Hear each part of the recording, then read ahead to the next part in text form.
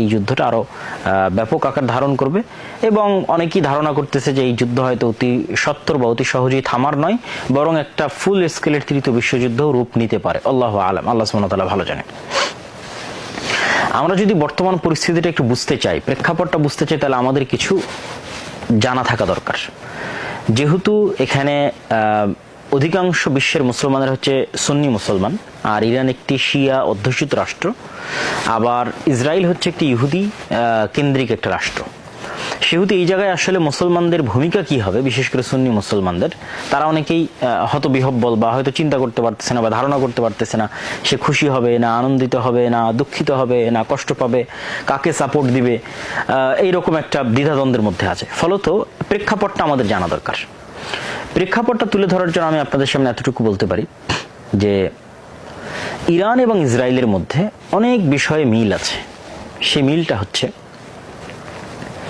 Iran যেমন একটি ধর্মভিত্তিক রাষ্ট্র, শিয়া ধর্মভিত্তিক, ইসরায়েলও ঠিক একটি ধর্মভিত্তিক রাষ্ট্র, ইহুদি ধর্মভিত্তিক। দ্বিতীয় যেটি মিল সেটি হচ্ছে, ইরানের যেমন মধ্যপ্রাচ্য কেন্দ্রিক উচ্চাশা এবং উচ্চাকাঙ্ক্ষা আছে রাজনৈতিক আধিপত্যের, ঠিক তেমনি ইসরায়েলেরও পুরো মধ্যপ্রাচ্যে দাদাগিরি করার তার লালিত স্বপ্ন আছে, সে গ্রেটার ইসরায়েল বানাতে চায়। তাহলে দুইজনের লক্ষ্য উদ্দেশ্য সেম, দুইজনই মধ্যপ্রাচ্যের সবচেয়ে শক্তিশালী প্রভাবশালী পাওয়ারে পরিণত হতে চায়, যেটাকে আপনারা পাওয়ার ডাইনামিক্স বলতে পারেন। এবং উভয়ই যে আসলে মধ্যপ্রাচ্যের পাওয়ারে নিজেদের সর্বোচ্চ স্থানে রাখতে চায়, এটির অনেকগুলো প্রমাণও আছে। যেমন ইরান অসংখ্য সুন্নি রাষ্ট্রের প্রক্সি যুদ্ধ পরিচালনা করেছে, এগুলো ধারণাপ্রসূত কোনো কথা নয়, বাস্তব সত্য। যেমন সিরিয়ার বাশার আল আসাদকে টিকিয়ে রাখার জন্য কাসেম সোলাইমানি সহ অসংখ্য শিয়া যারা মিলিশিয়া গ্রুপ আছে তাদের ব্যাপক অবদান আছে, এবং তাদের হাতে বর্তমান সিরিয়ার যারা অধিকাংশ মুসলমান সুন্নি মুসলমান তাদের রক্তে তাদের হাত রঞ্জিত। এইটা কোনো কাল্পনিক কথা নয়, এটা একটি সত্য ঐতিহাসিক বাস্তব সত্য ঘটনা। তো বাশার আল আসাদের পরাজয় ছিল মূলত ইরানের মধ্যপ্রাচ্যে তার যে শক্তিশালী হওয়ার যে উচ্চাভিলাষ, সে উচ্চাভিলাষের একটি পতন।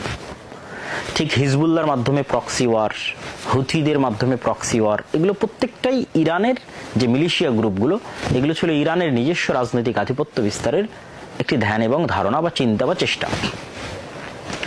ঠিক ইসরায়েলও চায় যে সে মধ্যপ্রাচ্যের সবচেয়ে শক্তিশালী পাওয়ারফুল কান্ট্রি হবে, যেটা আমরা দেখি যে ইসরায়েল তার কোনো শত্রু যদি, এটা শুধু ইসরায়েল না, ইসরায়েল এবং আমেরিকার যে নিজস্ব ওয়ার্ল্ড অর্ডার আছে, সেই নিজস্ব ওয়ার্ল্ড অর্ডার বিশ্ব ব্যবস্থা, এই বিশ্ব ব্যবস্থায় যদি তারা কাউকে শত্রু বা তাদের চাইতে কাউকে শক্তিশালী, তাদের জ্ঞান এবং প্রযুক্তি কারো কাছে চলে যাচ্ছে, এরকম যদি কোনো ধ্যান ধারণা বা সন্দেহ তাদের অন্তরে তৈরি হয়, তাহলে তারা আসলে দেখে না কে শিয়া, কে সুন্নি, কে খ্রিস্টান।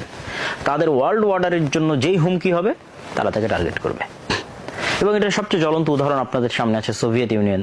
সোভিয়েত ইউনিয়ন যখন আফগানিস্তান দখল করে নিল, তখন এই আমেরিকাই তালেবানদের, আল কায়দাদের, পাকিস্তানের, তাদেরকে অস্ত্র দিয়ে সহযোগিতা করে তাদেরকে সোভিয়েত ইউনিয়নের বিরুদ্ধে যুদ্ধে সহযোগিতা করলো। পরবর্তীতে মুজাহিদেরা যুদ্ধে বিজয় লাভ করে যখন অস্থিতিশীল অবস্থা থেকে একটা স্থিতিশীল অবস্থায় চলে গেল দেশ, ইমারাত ইসলামিয়ার মাধ্যমে, যেটা আমেরিকা কল্পনা করেনি যে এত দ্রুত একটা দেশ অস্থিতিশীল থেকে স্থিতিশীল হবে।